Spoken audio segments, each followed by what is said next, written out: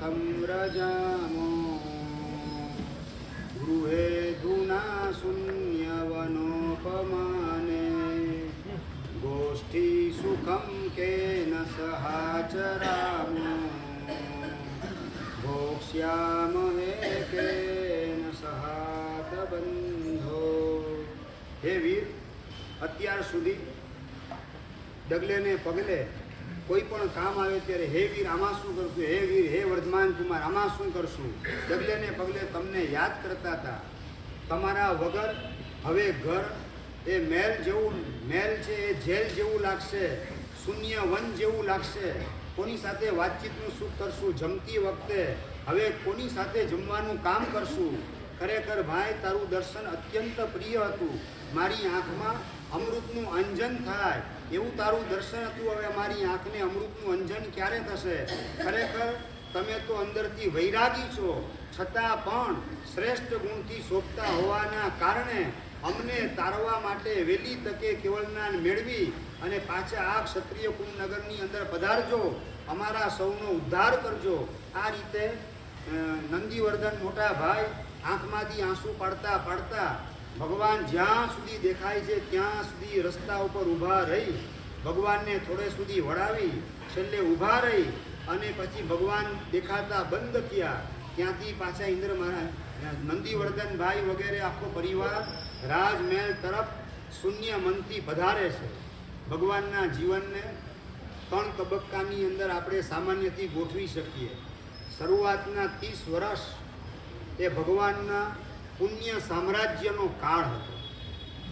પાણી માગો તો કેસરના કઢાયા દૂધ હાજર થાય. અવારનવાર દેવાત્માઓ પણ નીચે સાતા પૂછવા માટે આવતા હોય એવા પ્રકારનો પુણ્ય સામ્રાજ્યનો કાળ હતો. બીજા નંબરનો કાળ સારા 12 વર્ષનો જે કાળ છે એ પરિસહનો કાળ છે. આપણી દ્રષ્ટિએ ભગવાનનો 12.5 વર્ષનો કાળ એ પરિસહનો કાળ છે અને ભગવાનની પોતાની દ્રષ્ટિએ 12.5 વર્ષનો કાળ એટલે કે પરાક્રમનો કાળ છે. આત્માનું પરાક્રમ વધુને વધુ કઈ રીતે વિકસાવવું એ માટેનો કાળ એ 12.5 વર્ષનો કાળ છે. અને છેલ્લે 30 વર્ષનો કાળ એ ભગવાન માટે પરોપકારનો કાળ છે. પુણ્યનો કાળ પસાર થતા વાર લાગતી નથી, પરોપકારનો કાળ એ પણ પસાર થતા વાર ન લાગે. પણ સૌથી અઘરો કાળ એ પરિસહનો કાળ છે. આપણી દ્રષ્ટિએ પરિસહનો કાળ પસાર કરવો બહુ અઘરો અને કપરો, પરંતુ ભગવાન માટે સૌથી વધારે મનપસંદ કાળ હોય તો આ પરાક્રમનો કાળ છે. 12.5 વર્ષની અંદર મારા આત્માનું ડેવલપમેન્ટ હું જે કરી શકીશ એ 30 વર્ષની અંદર મેં કરેલું નથી એવું આત્માનું ડેવલપમેન્ટ મારે કરવું છે. ભગવાનને પરાક્રમનો કાળ વધારે પસંદ હોય છે. સૈનિકને એનું પોસ્ટિંગ જ્યાં આમ મળે ત્યાં પોતે સરહદ ઉપર ચોકી પેરો કરવાનું કામ કરતો હોય એ પોતાની ઈચ્છા નથી હોતી, પોતાની ફરજ હોય છે. પણ સુરવીર સૈનિક જ્યારે યુદ્ધ ડિક્લેર થાય એટલે એના માટે આ પરાક્રમનો કાળ, મારી તાકાત દેખાડવા માટેનો સમય હવે આવી ગયો. જેની હું પ્રતીક્ષા કરતો હતો એ પસંદગીવાળો કાળ એટલે પરાક્રમને ખીલવવાનો કાળ. યુદ્ધનો સમય એ સૈનિક માટે પસંદગીનો કાળ કહેવાય. યુદ્ધ પહેલાનો ચોકી પેરો સરહદ ઉપર સૈનિક કરતો હોય એ પોતાની માત્ર ડ્યુટી કહેવાય. પોતાના પુણ્યોદયના ભોગવટાનો કાળ એટલે માત્ર પોતાની એક ફરજ બજાવવાનો કાળ. સંસારના સ્વજનો એને અનુકૂળ બની અને પુણ્યનો ભોગવટો જે થાય છે એ પસાર થવા દેવો એ માત્ર એક પોતાનો ફરજનો કાળ ભગવાન સમજે છે. ડ્યુટી ઉપર ગોઠવાયેલ છે 30 વર્ષ સુધી, સરહદ ઉપર સૈનિક ગોઠવાયેલો એ રીતે. પણ સૈનિકના અંતરમાં ઈચ્છા ક્યારે યુદ્ધ ડિક્લેર થાય ને યુદ્ધમાં હું ક્યારે દેશને વિજય અપાવું, મારો પરાક્રમનો પીરિયડ ક્યારે વહેલી તકે શરૂ થાય એવી ભાવના જેમ સૈનિકના હૈયામાં હોય એવી ભાવના પરમાત્માની મારો પરાક્રમનો કાળ ક્યારે શરૂ થાય એટલે પસંદગીવાળો કાળ એટલે 12.5 વર્ષની સાધનાનો કાળ છે. અને પહેલી જ રાતે કુમાર ગ્રામ ક્ષત્રિય કુંડપુરથી 20 કિલોમીટર દૂર આજે પણ આવેલું છે. આજે પણ ત્યાં જલ માર્ગ અને સ્થળ માર્ગ બે માર્ગ એ કુમાર ગ્રામના છે. અને 20 કિલોમીટર દૂર ભગવાન વિહાર કરીને પહોંચ્યા. કાઉસક ધ્યાને ભગવાન ગોઠવાયેલા છે. અને શરૂઆત ગોવાળ દ્વારા ઉપસર્ગની થઈ. કર્મ સત્તા ભગવાનને રિમાન્ડ ઉપર લેવા માટે બરાબર કમર કસીને જાણે કે ગોઠવાયેલી હોય. પહેલી જ રાતે ઉપસર્ગની શરૂઆત ગોવાળ દ્વારા થાય છે. ગોવાળ ભગવાન પાસે આવીને વાત કરે છે, હે દેવારીએ મારા બે બળદ એને હાચવવાનું કામ તમે કરજો, પછી થોડા સમયમાં હું આવું છું. જાણે ભગવાન એટલે વગર પૈસાએ જાણે કે પોતે નોકરીએ રાખેલા હોય, મુનિમ તરીકે બનાવી દીધા હોય, જાણે કે ભગવાનને ડ્યુટી સોંપવાનું કામ કરે છે ગોવાળ. અને પોતાનું જમવાનું કામ પતાવવા માટે ઘર તરફ જાય. અને આ બાજુ ભગવાન એ તો કશું સાંભળતા પણ નથી, કાવસકમાં ખોવાઈ ગયેલા છે. બસ મારા આત્માનું કેવલ જ્ઞાન વહેલી તકે મારે પ્રગટ કરવું છે, ઘાતી કર્મોના આવરણને મારે ખસેડવા છે. આવા પ્રકારનો સંકલ્પ કરી આત્માના પેટાળની અંદર ઉતરી ગયેલા પરમાત્મા છે. પેલો ગોવાળ જમવાનું કામ પોતાનું કામ પતાવીને જ્યારે પાછો આવે છે, જુએ છે તો ભગવાનની પાસે બળદ નહોતા. બળદ જંગલની અંદર ક્યાંક ફરવા ગયેલા, ચરવા માટે ગયેલા. અને ભગવાન પાસે બળદ દેખાતા, એ દેવાડીએ મારા બળદ ક્યાં ગયા, બળદ ક્યાં ગયા? તો ભગવાન તો મૌન છે, જવાબ મળતો નથી. એટલે જંગલની અંદર બળદને શોધવા માટે પેલો ગોવાળ જાય. આખા જંગલની અંદર રાત આખી ફરી અને સવારના થાકેલો પાછો ગોવાળ, લાવ એ દેવાડીએ પાસે જવા દે, એને જ પૂછવા દે બળદ ક્યાં એને સંતાડી તો નથી દીધા ને. કદાચ સંતાડેલા હોય તો આવી શંકાથી પેલો ગોવાળ ભગવાન પાસે આવે છે. અને પેલા બે બળદ જંગલમાં ચરી અને પોતે શાંતિથી પાછા ભગવાનની પાસે આવીને ગોઠવાઈ ગયેલા હોય છે. અને જેવા બે બળદને જોયા અને મનમાં ગુસ્સો આસમાનને આંબે એટલો ઉછળવા માંડ્યો. આમણે જ મારા બે બળદ ચોરવાની ભાવનાથી છુપાવી દીધા હતા. મેં માગ્યા ત્યારે આપ્યા નહીં, દેખાડ્યા નહીં, ને હું નીકળી ગયો જંગલમાં શોધવા, ત્યારે છુપાવેલા બે બળદ પાછા પોતાની પાસે ગોઠવી દીધા. બસ મારા બળદને ચોરવાનું ફળ એને દેખાડી દઉં. અને ભગવાનને મારવા માટે પોતાને બળદની જે મારવાની ચાબુક એને ઉગામવાનું કામ કરે છે. અને જેવી એ ચાબુકને ઉગામે એ જ વખતે સૌધર્મ ઇન્દ્ર પોતાના નિર્મળ અવધિ જ્ઞાનનો ઉપયોગ મૂકે.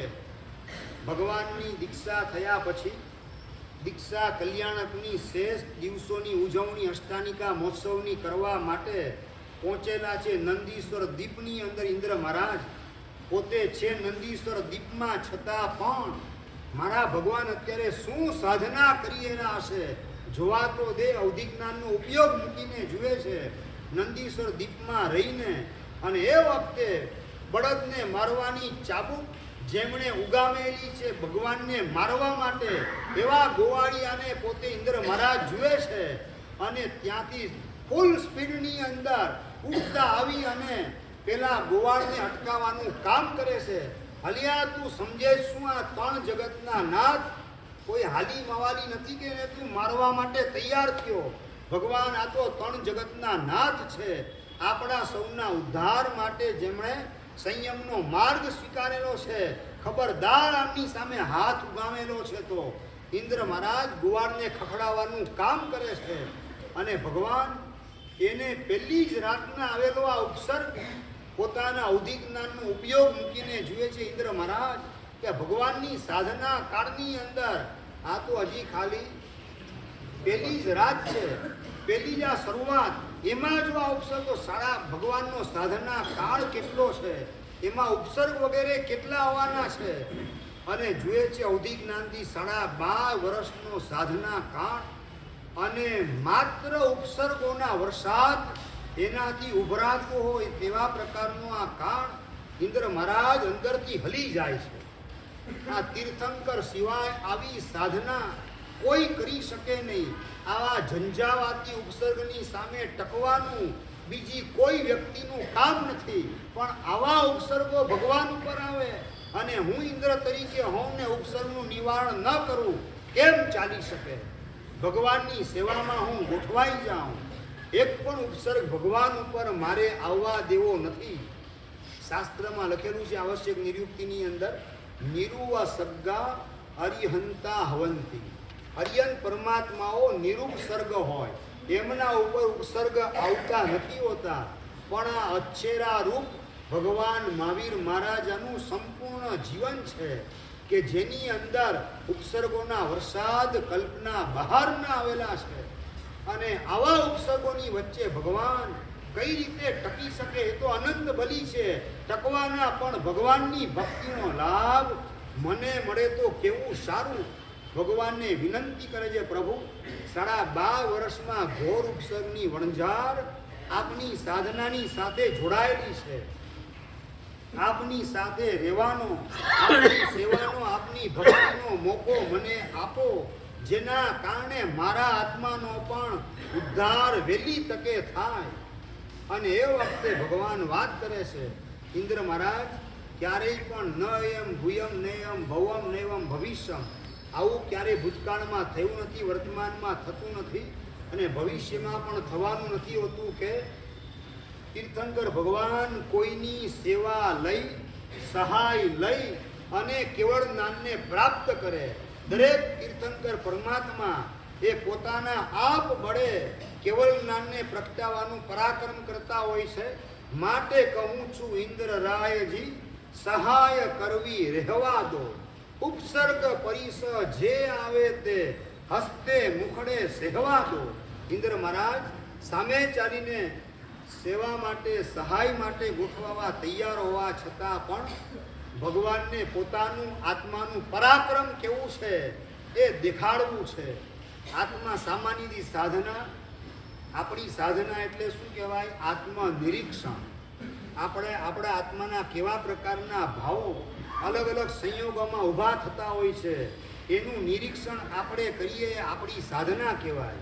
પણ ભગવાન માટે પોતાના ભાવનું નિરીક્ષણ નહીં, પણ આત્મ પરીક્ષણની સાધનાની અંદર ભગવાન ગોઠવાયેલા છે. માત્ર મારે મારા ભાવ નથી જોવા, પણ આવા સંયોગની અંદર મારા કેવા ભાવ જાગે. જીવ લેણ ઉપસર્ગો હોય, જાન લેવા પરિસ હોય, એની અંદર અંતરમાં કેવા પ્રકારના ભાવ જાગે જેની મારે પરીક્ષા કરવી છે. પોતાની પરીક્ષા આપવા માટે, પોતાની જાતની પરીક્ષા લેવા માટે પ્રભુ તૈયાર થયેલા છે.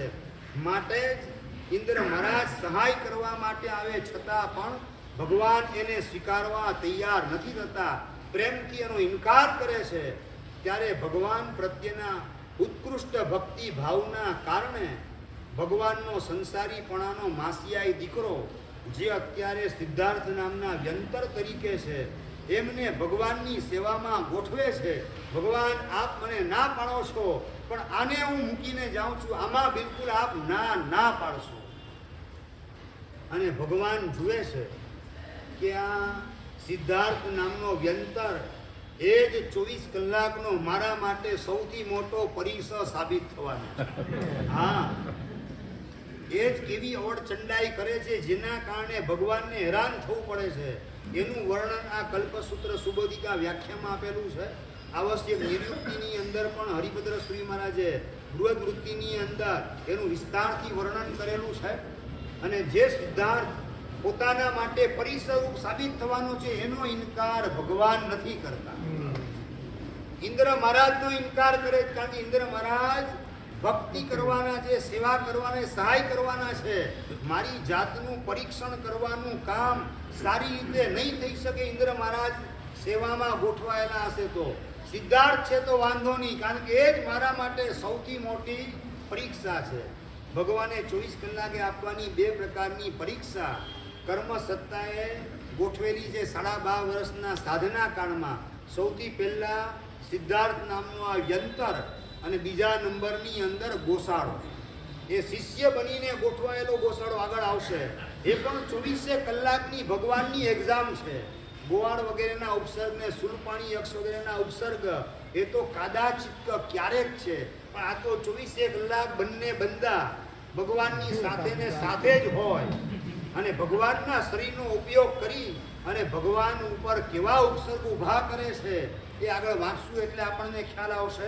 અહીંયા ભગવાન મૌન રહે છે, સિદ્ધાર્થ વ્યંતરને ગોઠવવાની વાત કરે છે ત્યારે, અને ભગવાન છઠનું પારણું કરવા માટે કોલ્લાક સન્નિવેશ ગામમાં પધારે છે. બહુલ નામના બ્રાહ્મણના ઘરમાં ભગવાન પધારે છે ગોચરી માટે, અને પહેલું પારણું એ ગ્રહસ્થના પાત્રની અંદર ગ્રહસ્થના વાસણમાં કરે છે. શેના માટે તો કે છે મયા સપાત્રો ધર્મ પ્રજ્ઞાપનીય, મારે મારા શાસનના સાધુ સાધ્વી એ પાત્રામાં ગોચરી વાપરે એવું મારે જણાવવું છે, નિવેદન કરવું છે. એની શુભ શરૂઆત મારા દ્વારા જ કરું. એટલે પહેલું પારણું એ ગ્રહસ્થના પાત્રામાં કરે છે. પાત્રાની અંદર સાધુ સાધી ગોચરી વાપરે એના પ્રતીક તરીકે. અને એ વખતે 5 દિવ્ય પ્રગટ થાય છે. પહેલા નંબરમાં દેવતાએ વસ્ત્રની વૃષ્ટિ, બીજા નંબરમાં સુગંધી પાણીની વૃષ્ટિ, ત્રીજા નંબરની અંદર દેવ દુંદુભી વાગવાનું કામ થાય, ચોથા નંબરમાં અહોદાનમ અહોદાનમ એવી ઘોષણા થાય, અને 5મા નંબરમાં 12.5 કરોડ સોનૈયાની વૃષ્ટિ થાય. આવા 5 દિવ્ય પ્રગટ થાય છે. અને ઓછામાં ઓછા 12.5 લાખ સોનામોર અને વધુમાં વધુ 12.5 કરોડ સોનામોરની વૃષ્ટિ થાય. આવા પ્રકારે અહીંયા સ્વરૂપ બતાવવામાં આવે છે. ત્યાર પછી ભગવાન પારણું કરીને વિચરતા ભગવાનનો પારણાનો સમય પણ કેવો હોય? બપોરે 12 થી 3ની વચ્ચે જ પારણાનો સમય, 12 થી 3ની વચ્ચે વિહારનો સમય, અને સ્તંડિલ માત્રા માટે પણ બપોરે 12 થી 3નો સમય. એ સિવાયના સમયમાં 21 કલાક સુધી એકાંત મૌન ધ્યાન અને કાયોસરની સાધનામાં ભગવાન કાયમ માટે ખોવાયેલા રહે. ભગવાન 12.5 વર્ષની અંદર ક્યારેય પણ પલાઠી વાળીને બેઠા નથી. તમે તો વ્યાખ્યાનમાં પલાઠી વાળીને બેસવાનું. 12.5 વર્ષમાં ક્યારેય નહીં. નંબર 2, ભગવાને ક્યારેય સંથારો પાથરીને સુવાનું કામ 12.5 વર્ષમાં 1 મિનિટ માટે પણ કરેલું નથી.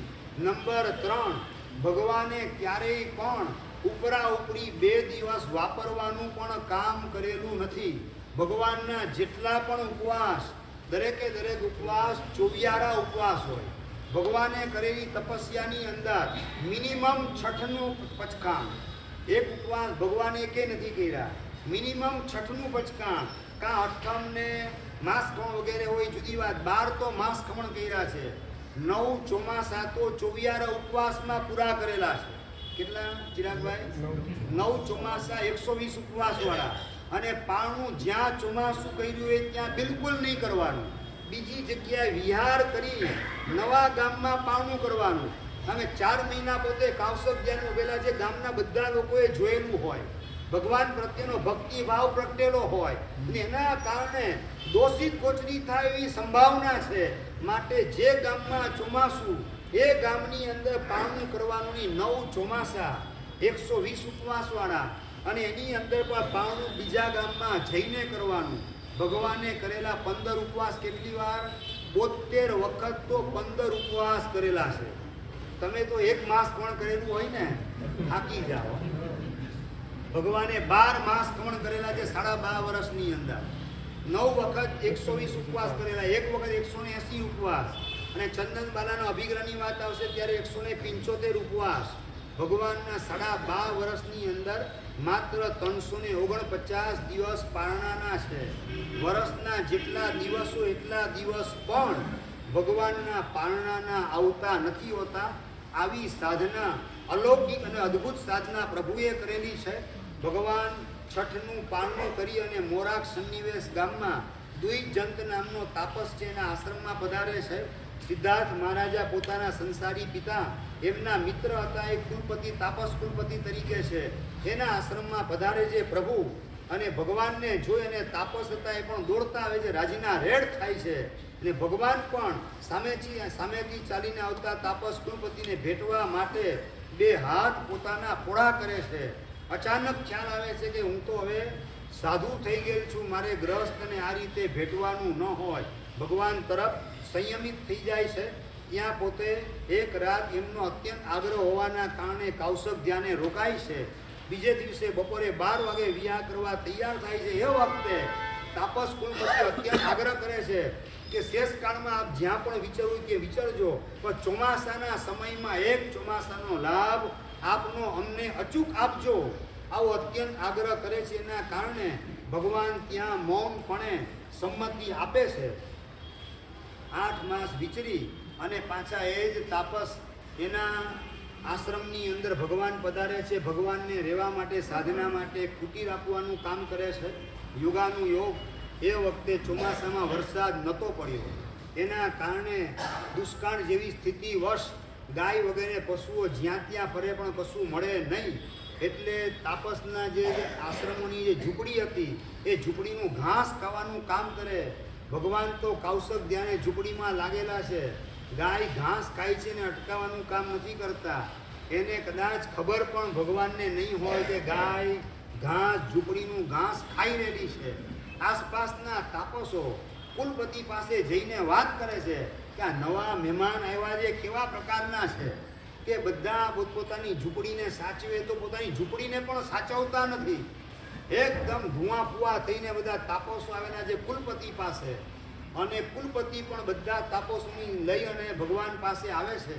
ભગવાન કૌશક ધ્યાને ઉભેલા હતા. તો ખોખારો ખાય એટલે ભગવાનને ખ્યાલ આવે કોઈ મળવા માટે આવેલું છે. આ તમારો કોઈની ખાસિયત હોય છે ને આવી બધી. ગુરુમાં સ્વાધ્યાય કરતા એ લેખન કામમાં ગોઠવાય, સ્વામી સાતા છે, સ્વામી સાતા. જ્યાં સુધી જવાબ ન મળે ત્યાં સુધી મોઢું ઊંચું ન કરે ત્યાંથી તમને ચેન પડે નહીં. ખોખારા ખાવાના કામ કરે કુલપતિને તાપસ વગેરે. ભગવાનને અંદાજ આવ્યો કોક મળવા માટે આવેલ છે, કૌશક પાળે છે. મહાનુભાવ કેમ પધારવાનું થયું અહીંયા? અરે બધા પોતપોતાની ઝૂંપડી સાચવે ને તમે આ ગાય ઘાસ ખાવા માટે આવે, તમે ઝૂંપડી સાચવતા નથી. આ જો લાકડી તમને આપીને જાઉં છું, ગાય આવે એટલે લાકડી ઠોકજો. આ ઝૂંપડી ખલાસ થાય થોડી ચાલતી હશે. આ તાપસ બાજુમાં રહેલો હતો, ખાલી કુલપતિ વાત કરે કે ઝૂંપડી કેમ સાચવતા નથી, ને તાપસ હતો લાકડી આપવાનું કામ કરે. લો આ લાકડી, ગાય આવે તો એને ફટકારવાનું કામ કરજો. આ રીતે થોડી ઝૂંપડી હચવાતી હશે. ભગવાન જુએ છે કે બધાને ઉદ્વેગ થયેલો છે, અને ભગવાન જગતના જીવ માત્રને આત્માનો અતિન્દ્રિય આનંદ અનંત આનંદનું દાન આપવા માટે નીકળેલા છે. અને અનંત દાનના બદલે કોકને દુઃખમાં પીડામાં હું નિમિત્ત બનું છું. કોકને મારા પ્રત્યે અપ્રીતિ અણગમો થાય એમાં મારે નિમિત્ત બનવું નથી. અને ભગવાન ચાલુ ચોમાસાએ 15 દિવસ થયેલા હતા, ફક્ત ચાલુ ચોમાસાએ ભગવાન વિહાર કરી અને બીજી જગ્યા તરફ પધારે છે. અને એ વખતે ભગવાન 5 પ્રકારના અભિગ્રહ લેશે. 5માંથી તમને કોઈ પસંદ પડ્યો એક અભિગ્રહ લેવાની છૂટ. પહેલો અભિગ્રહ લે છે કે જ્યાં અપ્રીતિ મારા પ્રત્યે થાય એ ઘરમાં મારે રહેવું નહીં. જનકભાઈ લખે છે, ન અપ્રીતિમત ગૃહે વાસઃ કાર્ય. અપ્રીતિવાળા સ્થાનમાં વસવાટ મારે ન કરવો. એટલે આટલું કરો ને તોય તમારો બેડો પાર થઈ જાય. બીજા નંબરની અંદર પ્રતિમયાસ તેમ કૌશક ધ્યાને મારે રહેવું મિનિમમ 21 કલાક. ત્રીજા નંબરમાં તાપસને ભેટવા માટે હાથ પૂરા કરેલા પોતાની ક્ષતિ યાદ આવી એનું કરેક્શન કરવા માટે અભિગ્રહ લે છે. ગ્રહસ્થનો મારે વિનય ન કરવો. ચોથા નંબરમાં મારે સંપૂર્ણ મૌનપણે રહેવું. અને 5મા નંબરની અંદર હાથમાં મારે ભોજન કરવું. કર પાતરી, કર એટલે કે હાથને મારે પાતળું બનાવી અને હાથમાં જ મારે ભોજન કરવું. તીર્થંકર ભગવાનનો અતિશય હોય. એમાં કદાચ 1000 શેરડીના રસના ઘડા તમે ઠાલવી દો તો પણ એક ટીપું નીચે ન પડે એવા પ્રકારની લબ્ધિ તીર્થંકર પરમાત્માની પાસે હોય. એટલા માટે પાતરામાં મારે ગોચરીના બદલે માત્ર હાથની અંદર જ મારે વાપરવું. આ પ્રમાણેનો અભિગ્રહ ધારણ કરે છે. અને ત્યાર પછી ભગવાન જે છે આવા વિવિધ પ્રકારના અભિગ્રહ પોતાના જીવનમાં અનેક ધારણ કરતા હોય છે. આગળ સૂત્રમાં બતાવે છે કે ભગવાન વિવાહ કરતા લગભગ 2 માસ 3 માસ જેટલો સમય પસાર થયેલો હતો. અને એ વખતે પેલો દરિદ્ર જે બ્રાહ્મણ ભગવાને વર્ષિદાન આપ્યું ત્યારે પરદેશ ગયેલો હતો અને પાછો ભગવાને દીક્ષા લઈ લીધી પછી પધારે છે ઘરે, અને હોમ મિનિસ્ટરની પાસે હાવ ખાલી હાથે આવે છે. એટલે તાળુક્યું કે હું આ ધોયેલ મોઢે ખાલી હાથે પાછા આવ્યા. ભગવાન કલ્પવૃક્ષની જેમ વર્ષા તમે એ વખતે હાજર નતા અને ભગવાન દીક્ષા લઈ લીધી પછી તમે આવ્યા. જાઓ હજી ભગવાન પાસે, ભગવાન તમને કંઈક આપશે. કલ્પવૃક્ષ જેવા ભગવાન છે, કોઈની ઈચ્છા અધૂરી રાખે નહીં. ભગવાન વર્ષીદાન આપેની બે વિશેષતા હોય છે. ઘણી બધી વિશેષતામાંની બે વિશેષતા એ છે કે ભગવાન એ પુરુષને વર્ષીદાન આપે, સ્ત્રીને વર્ષીદાન ન આપે. માટે એ બ્રાહ્મણી હતી, એ ભગવાન પાસે વર્ષીદાન લેવા આવી નથી શકી. અને નંબર 2, અભવ્ય હોય એ ભગવાનના હાથે ક્યારેય પણ વર્ષીદાન લઈ શકે નહીં. આ પણ ભગવાનના વર્ષીદાનનો અતિશય હોય છે. એટલે ભગવાનના હાથે વર્ષીદાન મળે ને તો ભવ્યત્વની છાપ આપણામાં લાગી જાય. આવો ભગવાનના વર્ષીદાનનો પણ અલૌકિક પ્રભાવ છે. બ્રાહ્મણ એ હોમ મિનિસ્ટરનો ઓર્ડર થવાના કારણે ભગવાનને હોદતો ભગવાન પાસે આવે. ભગવાન તમે તો સોનાનો વરસાદ વરસાવ્યો એ વખતે અભાગ્ય હું પરદેશ ગયેલો હતો, પણ હવે મારી ભાવના તમે પૂરી કરો. મને હવે ઘરે મોઢું દેખાડવું મારા માટે અઘરું પડશે, ઘરે રહી નહીં શકાય. ભગવાન મારા ઉપર કૃપા કરો. અને એ વખતે ભગવાને પોતાનું ખભા ઉપરેલું દેવદુષ્ય, એમાંથી અડધું દેવદુષ્ય ફાડી અને બ્રાહ્મણને આપવાનું કામ કરે છે. અને એ વખતે બ્રાહ્મણ પણ ખુશખુશાલ થાય છે. દેવદુષ્ય લઈ અને પોતાના ઘર તરફ જાય છે. વણકરને આપે છે કે આ દેવદુષ્ય એની કેટલી કિંમત આવે.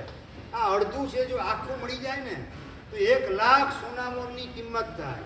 50% તારા, 50% મારા, આખું લેતો આવતું.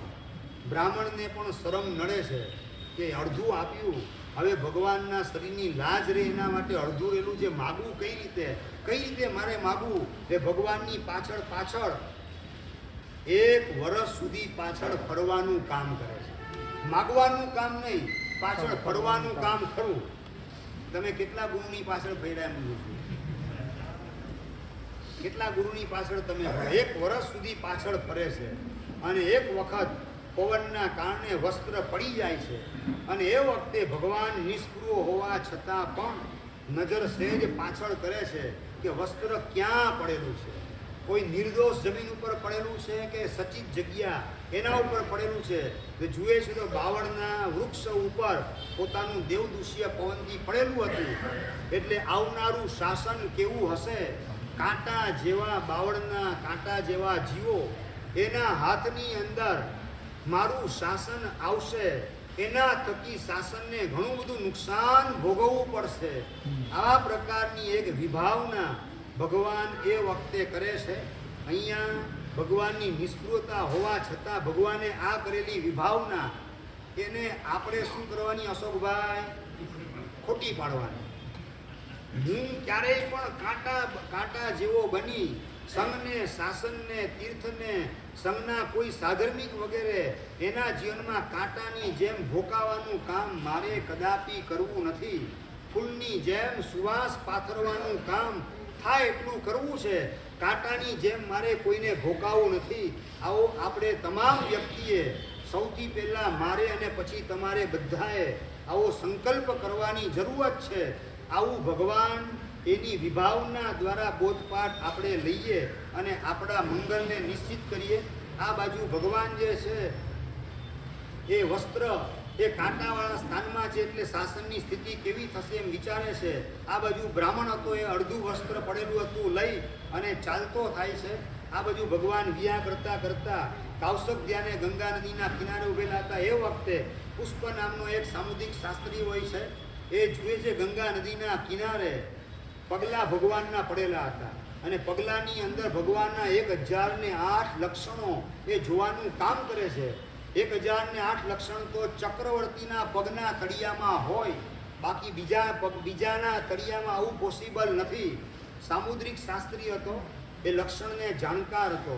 એના કારણે વિચારે છે ચક્રવર્તી આમ તો લશ્કર સાથે જ જાય, સેના સાથે જાય, તો હજી ચક્રવર્તીપણું પ્રાપ્ત નહીં થયું હોય અને કોઈક વિશેષ પરિસ્થિતિના કારણે કોઈ ક્રિટિકલ સર્કમસ્ટન્સીસ એવા હશે જેના કારણે એકાકી વિચરતો હશે.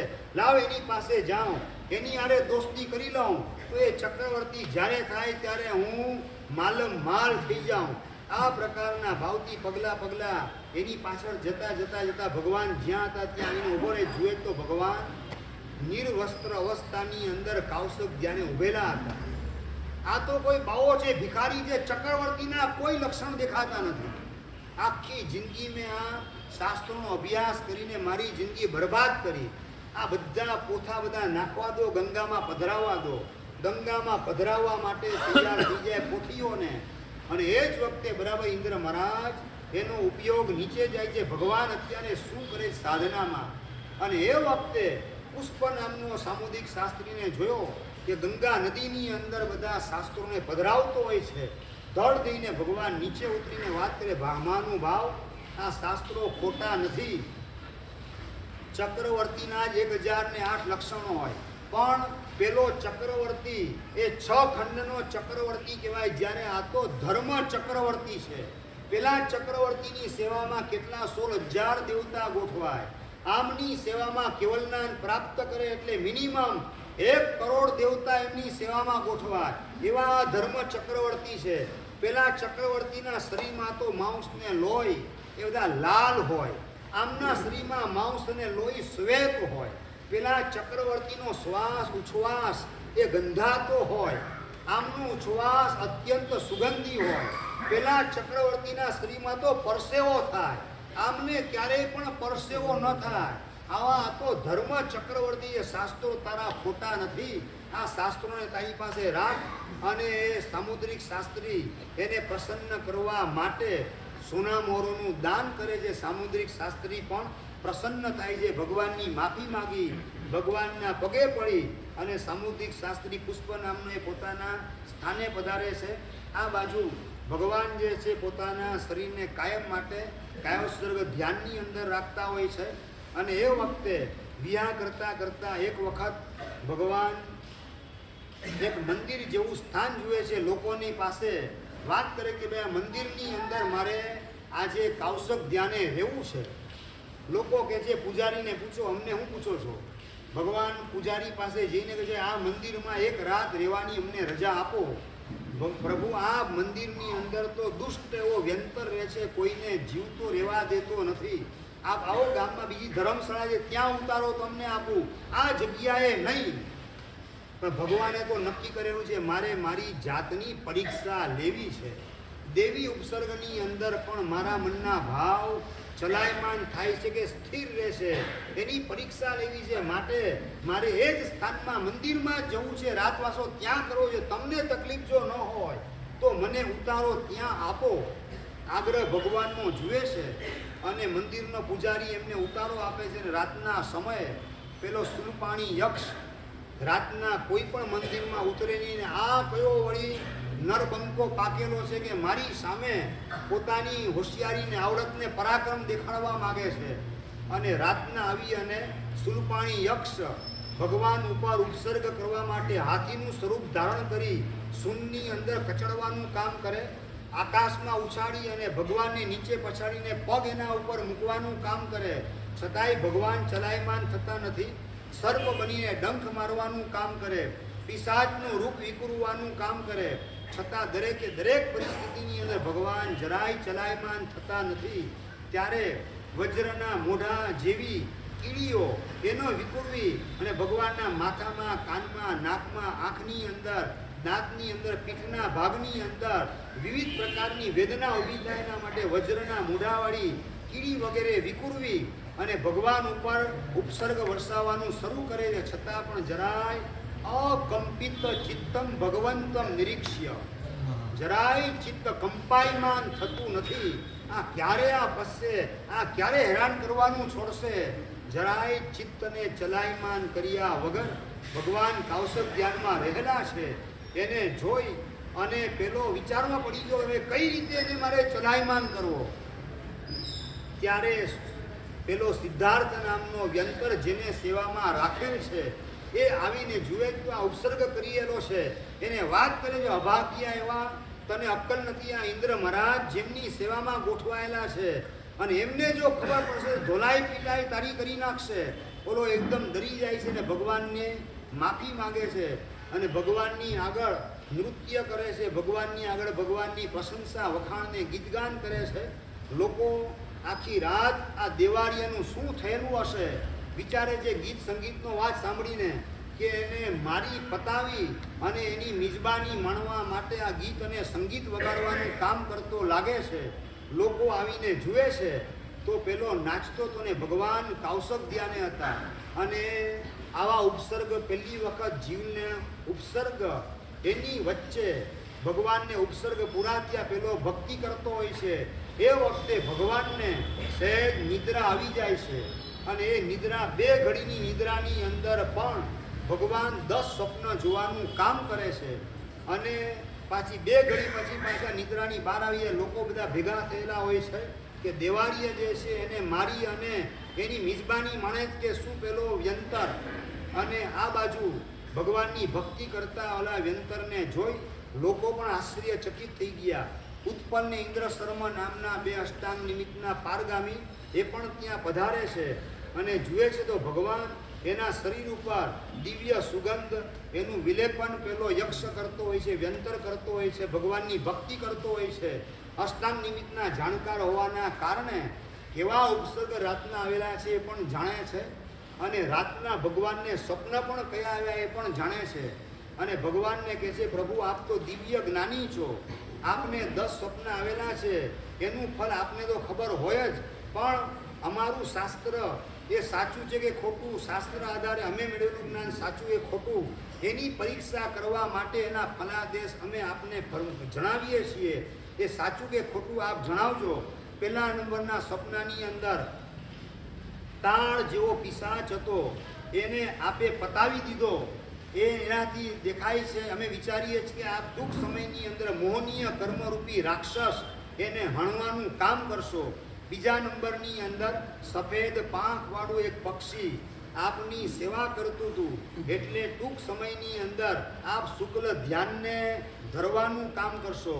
ત્રીજા નંબરની અંદર ઈસ્ટમેન કલરની એક કોયલ એ આપની સેવા કરતી હતી એવા પ્રકારનું સપનું જોયું. એનાથી એના ફલાદેશ તરીકે વિવિધ પ્રકારના પદાર્થ જેમાં હોય એવા દ્વાદ સાંગી એની આપ પ્રવૃત્તિ કરનારા થશો. આ 10 સપના અહીંયા જે બતાવે છે એના ચિત્ર અહીંયા સામે દિવાલમાં ગોઠવાયેલા છે. ભગવાનને આવેલા 10 સપના એ ચિત્ર પણ છે અને એનો ફલાદેશ લખેલો પણ છે. ચોથા નંબરમાં સપનાની અંદર ગાયનો સમૂહ આપની સેવા કરતી તો ગાય બળદ વગેરે એટલે કે સાધુ સાધ્વી શ્રાવક અને શ્રાવિકા આ ચતુર્વિધ સંઘ આપની સેવા કરશે. પાંચમા સપનાની અંદર આપ દરિયો તરી ગયા એટલે ટૂંક સમયમાં સંસાર સાગર ઘાતી કર્મનો સંસાર એને આપ તરી જશો. છઠ્ઠા સપનામાં ઉગતા સૂર્યને આપે જોયો એટલે ટૂંક સમયમાં કેવલ જ્ઞાન રૂપી સૂર્ય આપના આત્મભૂમિમાં ઉગવાનું કામ કરશે. સાતમા સપનાની અંદર આપે આપના આંતરડાથી આખો માનુષોત્તર પર્વત અઢીદીપના છેડે આવેલો છે એને વીટવાનું કામ કર્યું એટલે ત્રિભુવનની અંદર આપની કીર્તિ પ્રસિદ્ધ થશે. આઠમા સપનાની અંદર મેરુ પર્વતની ચૂલા ઉપર એના શિખર ઉપર આપ આરૂઢ થઈ ગયા એટલે આપ ટૂંક સમયમાં સિંહાસન ઉપર બેસી સમોષણની અંદર દેવ મનુષ્ય તિર્યકની પરસદાની અંદર ધર્મની પ્રરૂપણા કરશો. નવમા સપનાની અંદર દેવતાઓથી સુશોભિત એવા પદ્મ સરોવરના આપે દર્શન કર્યા એટલે કે 4 નિકાયના દેવતાઓ આપની સેવા કરશે. અને 10મું સપનું જેવું હતું એમાં ફૂલની 2 માળા જોયેલી હતી. એનું અર્થઘટન શું થાય અમને ખબર પડતી નથી. આ પ્રભુ આનો પ્રકાશ પાથરો.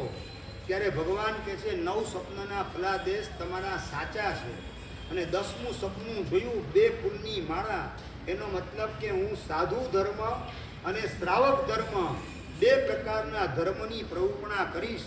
આ રીતે ભગવાન 10મા સપનાનો ફલાદેશ ભાખે છે ત્યાં. ત્યાર પછી ઉત્પલ ને ઇન્દ્ર શર્મા ભગવાનને વંદન કરી અને પોતાના સ્થાને પધારે છે. આ બાજુ ભગવાન મોરાક્ષની વેશ ગામની અંદર જાય છે. ત્યાં પણ ભગવાન કૌશક ધ્યાને રહેલા છે. ત્યારે ભગવાનના શરીરની અંદર પેલો સિદ્ધાર્થ નામનો વ્યંતર પ્રવેશ કરી અને અલગ અલગ પ્રકારની ભવિષ્યવાણી ભાગવાનું કામ કરે છે. લોકો બધા એમની પાસે આવવાનું કામ કરતા હોય છે. અને એ વખતે એક માણસ ભગવાન પ્રત્યે દ્વેષભાવ રાખી અને એક તણખલું લઈને આવે છે ને ભગવાનને પૂછે છે, ભગવાન હે દેવાર્ય, આ તણખલું હું હાથેથી તોડી શકીશ કે તોડી નહીં શકું? જો ભગવાન જવાબ આપે કે તોડી શકીશ, તો મારે તોડવું નથી, અને નહીં તોડી શકો કે એટલે તરત જ તોડીને હું દેખાડીશ અને ભગવાનને બધાની વચ્ચે ખોટા પાડવાનું કામ કરીશ. આ આગાહી ભગવાનના શરીરમાં સિદ્ધાર્થ વ્યંતર પ્રવેશ કરીને આગાહી કરી રહેલો છે અને ભગવાનને માટે વિડંબના બની જાય આ પ્રકારની પરિસ્થિતિ ઊભી થાય છે. કારણ કે ભગવાન એકાંત મૌન ધ્યાનની સાધના કરવા માગે અને આ લોકોના ટોળાને ભેગા કરવાનું કામ, એમાં ઓલો સિદ્ધાર્થ નામનો વ્યંતર ગોઠવાય છે. અને એ વખતે સિદ્ધાર્થ પોતે પણ મૂંઝાઈ ગયો, શું કહેવું ને શું ન કહેવું. અને એ વખતે કહે છે કે તું આ ઘાસનું તણખલું તોડી નહીં શકે. ભગવાન તો મૌન છે. ભગવાનનું શરીર જાણે કે પબ્લિક પ્રોપર્ટી હોય ને, એની જેમ એનો ઉપયોગ કરવાનું કામ સિદ્ધાર્થ વ્યંતર કરે છે. એના શરીરમાં પ્રવેશ કરે અને લોકોને આભાસ કરે જાણે કે ભગવાન પોતે બોલી રહેલા છે. આ તણખલું તું તોડી નહીં શકે. બોલો ત્યાં જ તણખલું તોડવા માટે જાય છે અને એ જ વખતે બરાબર ઇન્દ્ર મહારાજ એનો ઉપયોગ જાય છે નીચે, કે અત્યારે ભગવાન કેવી સાધના કરેલા છે. અને ખ્યાલ આવે છે કે જે સિદ્ધાર્થને સેવા માટે રાખેલ છે એ જ સેવાના બદલે ઉપદ્રવમાં નિમિત્ત બની રહેલો છે. ઇન્દ્ર મહારાજ ધડ દઈને નીચે ઉતરે, પોતાનું વજ્ર ફેંકવાનું કામ કરે, પેલાનો અંગૂઠો કપાઈ જાય છે અને જે તણખલું તોડવાનું કામ કરવા માગતા હતા એ તણખલું તોડી શક્યા નહીં. ભગવાન મૌન છે, કૌશક ધ્યાનમાં છે. ભગવાનના શરીરમાં ઉપયોગ કરીને પેલો આભાસ કરાવે જાણે ભગવાન બોલી રહેલા છે. ઇન્દ્ર મહારાજ નીચે આવીને પેલા સિદ્ધાર્થને પણ ખખડાવે છે કે ભગવાનની સેવામાં રાખેલો છે. આ રીતે આગાહીને ભવિષ્યવાણી કરી અને ભગવાન ઉપર ઉપસર્ગ વધે એમાં તું નિમિત્ત હવે ભૂલે ચૂકે બનતો નહીં. આ રીતે સિદ્ધાર્થને પણ કહે છે અને આ બાજુ ગામના લોકોને પણ કહે છે કે આ તો ત્રણ જગતના નાથ એવા પરમાત્મા છે. આની ભક્તિ કરવા દ્વારા તમારા આત્માનું કલ્યાણ કરો. આ તો અનંતા જ્ઞાનના સ્વામી બનવાના છે. અત્યારે પણ દિવ્ય જ્ઞાનના ધણી છે. એમના માટે કશું અશક્ય નથી, પણ અત્યારે એમના માટે વિક્ષેપ બનવાનું કામ તમે લોકો ના કરો. ગામના લોકો વિદાય લેવાનું કામ કરે છે. આ બાજુ કનકખલ તાપસ એના આશ્રમની અંદર ભગવાન વિહાર કરતા પધારે છે. કનકખલ તાપસ એટલે કે જ્યાં એક જીવ ભૂલો પડેલો છે. પૂર્વભવની સાધના કરતા કરતા સાધનામાં એક સતી રહી ગઈ. કસાઈના આવેશની અંદર પોતે કાળ કરે છે અને ચંડ કૌશિક સાપ તરીકે બનેલ છે. દ્રષ્ટિ વિષ સર્પ તરીકે જેના ઉપર નજર કરે એને બાળવાનું કામ કરે. નજર દ્વારા ઝેર ઓકવાનું કામ, પેલાને મારવાનું કામ કરે. સૂર્યની સામે નજર કરી સૂર્યની ગરમી મેળવે અને જે કોઈ દેખાય એને બાળવાનું સળગાવવાનું કામ કરે. એવા પ્રકારનો ચંડ કૌશિક સર્પ, એ ભૂલો પડેલો આત્મા, એને પ્રતિબોધ કરવા માટે ભગવાન જ્યાં એ કનકખલ તાપસના આશ્રમ પાસે વિચરે છે, ફરી છે, ત્યાં ભગવાન ડગલા માંડીને એ દિશામાં આગળ વધે છે. લોકો ના પાડે ગોવાળ વગેરે લોકો, જાસો માં પ્રભુ પંથ વિકટ છે, ઝેર ભર્યો એક નાગ નિકટ છે.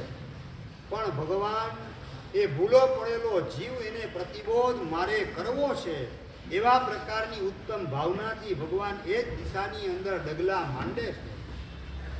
ભગવાન સામાન્યથી કેવલ જ્ઞાન પ્રાપ્ત ન કરે એની પહેલા મૌન ધારણ કરનારા હોય, પણ આ જીવને પ્રતિબોધ કરવા માટે ભગવાન આવે છે ને ઉપદેશ પણ આપવાના છે. જેવો ચંડ કૌશિક દૂરથી ભગવાનને જુએ છે અને એના તરફ સૂર્યની સામે જોઈને ગરમી મેળવીને ઝેર ઓકવાનું કામ કરે, છતાં પણ જરાય પણ ભગવાન બળતા નથી. ભગવાન ધીમી ગતિથી, સ્વાભાવિક ગતિથી એના તરફ નજીક આવી રહેલા છે. અને ઓલો પોતે એકદમ છંછેડાઈ ગયેલો, શું સમજે છે આ પોતાના મનની અંદર, હમણાં હું એને ડંખ મારવાનું કામ કરું અને સૂર્યની ગરમી લઈ પોતાની દ્રષ્ટિમાંથી ઝેર ઓકવાનું કામ, ગરમી ઓકવાનું કામ કરવા છતાં જે મરેલ નથી એને ડંખ દ્વારા પતાવવાનું કામ કરું એવા ભાવથી ભગવાનના પગમાં ડંખ મારવાનું કામ પેલો ચંડ કૌશિક સર્પ કરે. અને એ વખતે ભગવાન પોતે મૌન છે. ભગવાનના શરીરમાંથી લોહી નીકળે છે પણ લોહીનો કલર લાલ નથી પણ શ્વેત છે. દૂધ જેવું લોહી જોઈને પેલો ચંડ કૌશિક સર્પ વિચારમાં પડી જાય છે, એ માણસનું લોહી તો લાલ હોય. અનેકને મેં ડંખ મારેલા છે, લાલ લોહીને જોયેલું છે, આ સફેદ લોહી કેમ? સફેદ લોહી કઈ રીતે હોય? એ ઉહાપો ચિંતન કરવામાં ચડી જાય છે. અને એ જ વખતે પોતાને જાતિસ્મરણ જ્ઞાન થાય છે. આ બાજુ ભગવાન એને ઉહાપો કરતો જોઈ અને બુજ્જ બુજ્જ ચંડ કોશિયા આ શબ્દ બોલવાનું કામ કરે. હે ચંડ કૌશિક, તમે બોધ પામો, બોધ પામો. અને પોતાને બોધ પામવાની વાત ભગવાનના શ્રી મુખે સાંભળી શું કહેવા માંગે છે આ મહાપુરુષ? મને શું કહેવા માંગે છે? મોઢાની આખી એની શાંત રેખા છે, મોઢા ઉપર કરુણા છલકાય છે. મારનાર એવા મને પણ પોતાના મૈત્રી ભાવને વાત્સલ્ય ભાવથી નવડાવવાનું કામ કરે છે. આ મહાપુરુષ કોણ છે અને આ સફેદ લોહી કેમ છે? અને મને પ્રતિબોધ પામવાનું કે જે શું કહેવા માંગે છે એ ઉવાપો કરતા કરતા જાતિસ્મરણ જ્ઞાન થાય. પોતાનો પૂર્વ ભાવ દેખાય. માંસ કમળના પારણે ગોચરીમાં સાથે બાલમુનિ હતા. ગોચરીમાં પગની નીચે દેડકી મરી ગયેલી છે ને પેલા બાલમુનિએ કીધું, મહારાજ દેડકી મરી ગઈ, તમારા પગ નીચે દેડકી મરી ગઈ, મારા પગે નથી મરી ગઈ. પોતાની રીતે મરેલી સ્વાભાવિક જ હતી. નાના મહારાજ તમારા પગ નીચે આવીને કચડાઈ ગઈ છે. રબજબ થઈને સાંજના પ્રતિક્રમણના સમયે પણ પેલા બાલમુનિ પ્રતિક્રમણમાં મેં આલોચના ન કરી, દેડકી પગ નીચે કચડાઈ ગઈ છે, મને યાદ કરાવ્યું. અને ગુસ્સે થઈને બાલમુનિ એને થોડુંક ચમચમ કરવા દે, ઓઘાની દાંડી લઈને એને મારવા માટે એની પાછળ દોડ્યો. અને રાતના અંધારાની અંદર ઉપાસરીમાં રહેલો થાંભલો, થાંભલાની અણી, થાંભલાનો ખૂણો, એ અણીદાર ખૂણાની સાથે મારું માથું અથડાયું. ત્યાંને ત્યાં ખોપરી ફાટી, બ્રેન હેમરેજ, પરલોક ભેગો હું થઈ ગયો. અને પછી વચગાળામાં તાપસનો ભાવ અને કૌશિક નામના તાપસમાંથી પાછો અત્યારે ચંડ કૌશિક નામના સાપ તરીકે બનેલ છું. આ ક્રોધના કડવા અંજામ ભોગવ્યા છતાં પણ હજી ક્રોધમાંથી છૂટવાના ભાવ મને જાગતા નથી. ધિક્કાર છે મને, પોતાની જાત પ્રત્યે ધિક્કારને ફિટકાર વરસાવવાનું કામ પેલો ચંડ કૌશિક કરે. ભગવાનને નમસ્કાર કરવાનું કામ કરે. ભગવાન આપે મને પ્રતિબોધ કર્યો, ખૂબ સારું કર્યું. અને પોતાના દરની અંદર પોતાનું માથું પહેલા ઘાલે, પૂંછડીનો ભાગ પોતાનો બહાર રાખે છે, અંદર પૂંછડીને મોઢું બહાર નહીં.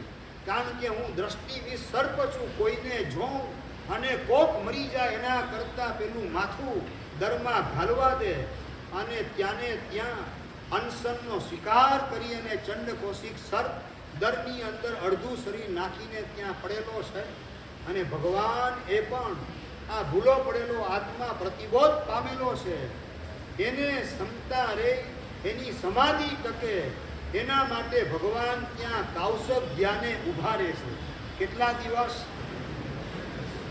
15 દિવસ ચોવિયારા ઉપવાસ કરી અને ભગવાન કૌશક ધ્યાને ત્યાં ઉભા રહે છે. લોકો આવીને જુએ છે. થોડા નજીક આવી જાઓ ને ભાગશાળી બધા, થોડા નજીક આવી જાઓ. હા, વરસાદના કારણે અવાજ ખીચાવો પડે.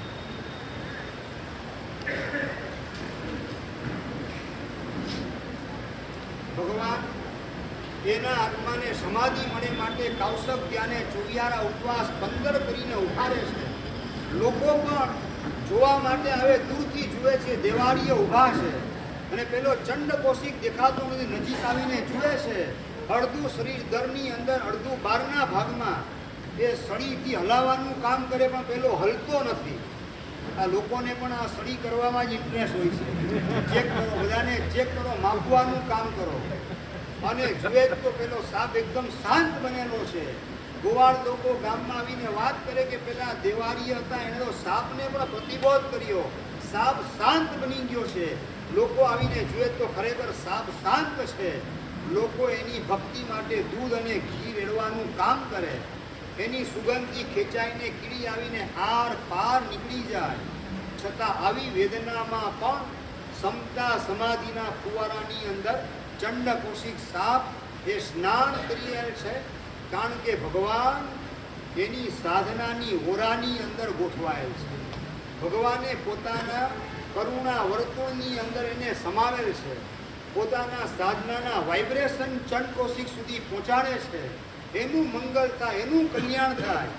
ધારત તો કેવળ જ્ઞાન પછી એને પ્રતિબોધ કરવા માટે આવીશ એવું વિચાર કરી શકતા હતા ભગવાન.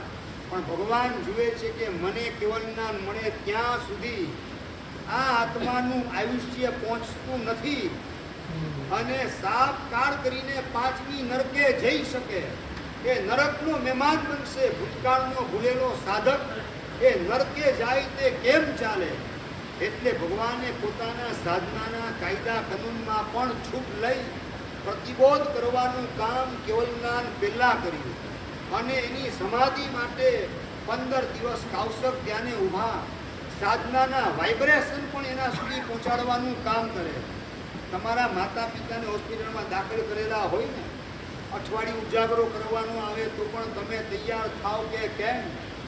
એ બહુ મોટો યક્ષ પ્રશ્ન છે. જ્યારે જે પોતાનો ઉપકારી બિલકુલ નથી એની સમાધિ માટે 15 દિવસ કાવસક ધ્યાને રહી એને પ્રભુએ સમાધિ આપી અને પોતાના સાધનાના વાઇબ્રેશનના પ્રતાપે, પોતાના કરુણાના વર્તુળની અંદર એના સમાવાના પ્રતાપે સમાધિ ટકી છેલ્લા શ્વાસ સુધી અને 8મા દેવલોકની અંદર ચંડ કૌશિક પહોંચી જાય છે. પોતાને ભગવાનને ખ્યાલમાં આવી ગયો મારું કામ પૂરું થઈ ગયું, એને દેવલોકમાં 8મા સુધી પહોંચાડેલો છે. હવે એનું એકાવતારીપણું નક્કી થઈ ગયું. આવતા ભવમાં મનુષ્ય થઈ અને કેવલ જ્ઞાનને પ્રાપ્ત કરી લેશે. કામ પોતાનું પૂરું થયું. ભગવાન ત્યાંથી વિવાહ કરીને આગળ વધે છે અને ભગવાન ગંગા નદી વચ્ચે આવતી હોય છે અને પાર કરવા માટે નાવિક સિદ્ધદત્ત નામનો હોય છે, એની સંમતિ લઈ અને નાવની અંદર બિરાજમાન થાય છે. એ વખતે એક ભુવન થોડે દિવસે અવાજ કરવાનું, ચીચિયારી કરવાનું કામ કરે છે. લોકો બધા નાવમાં બેસેલા ગભરાઈ જાય છે અને એ વખતે એક ક્ષેમિલ નામનો નૈમિતિક હોય છે, કહે છે કે આજે આ ધૂળની ચીચિયારી થોડે દિવસે એના કારણે આપણા ઉપર મરણાંત ઉપસર્ગ આવશે, પણ આ દેવાળીના પ્રતાપે, એમના પ્રભાવે આપણે સૌ બચી જઈશું. આ રીતે નાવિકને અને નાવમાં બેસેલા લોકોને પણ કહેવાનું કામ કરે છે. અને એ વખતે ત્રિપુષ્ટ વાસુદેવના ભવની અંદર જે સિંહને ફાડી નાખવાનું કામ પરમાત્માએ કરેલું હતું, એ સુદંષ્ટ્ર નામનો દેવ ભગવાનને જોઈને પૂર્વ ભવનું વેર પોતાને યાદ આવે અને ગંગા નદીમાં તોફાન લાવવાનું કામ, નાવને ડૂબાડવાનું કામ પેલો દેવ કરે. અને એ વખતે કંબલ ને સંબલ નામના 2 દેવ આવી, એક દેવ સુદંષ્ટ્રની આવે ફાઇટિંગ કરે ને બીજો જે છે ગંગાને શાંત કરે, નાવને પણ સ્થિર કરવાનું કામ કરે અને ભગવાનને બચાવે, લોકોને પણ બચાવે છે. તો આ કંબલ ને સંબલ કોણ હતા? તો સાધુ દાસ અને સાધુ દાસી નામના શ્રાવક અને શ્રાવિકા, જેમણે 5 અણુવ્રત, એની અંદર 5મા અણુવ્રતની અંદર 4 પગા પશુઓનો ત્યાગ કરેલો છે. છતાં એક વખત એક ગોવાલણ, એને ત્યાં આવેલો લગ્નનો પ્રસંગ, એની અંદર પહેરવા માટે દાગીના આપ્યા. એના કારણે એનો લગ્નનો પ્રસંગ, દીકરાના લગ્નનો પ્રસંગ સરસ મજાનો સંપન્ન થયો.